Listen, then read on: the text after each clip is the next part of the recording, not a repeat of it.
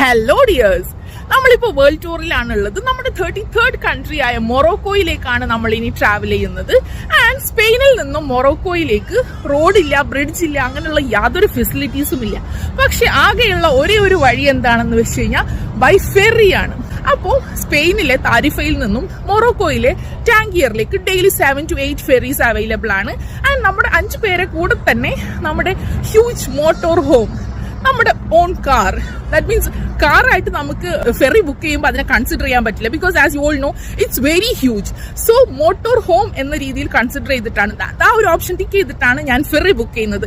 എങ്ങനെയാണ് ferry book ചെയ്തത് എന്ന് ഞാൻ കാണിച്ചു തരാം. directferries.com എന്ന സൈറ്റിൽ കയറിയിട്ടാണ് നമുക്ക് ഫെറി ബുക്ക് ചെയ്യാനുള്ളത്. ഇതിൽ ചോദിക്കുന്ന ഓരോ ഇൻഫോർമേഷൻസും, നിങ്ങളെക്കുറിച്ചും നിങ്ങളുടെ വണ്ടീനെ കുറിച്ചിട്ടുമുള്ള എല്ലാ ഇൻഫോർമേഷൻസും എൻ്റർ ചെയ്തതിന് ശേഷം അവർ കാണിക്കുന്ന ലിസ്റ്റിൽ നിന്നും നിങ്ങൾക്ക് വേണ്ടുന്ന ഫെറി ഏതാണ് എന്ന് സെലക്ട് ചെയ്യുകയാണ് നമ്മൾ ചെയ്യേണ്ടത്.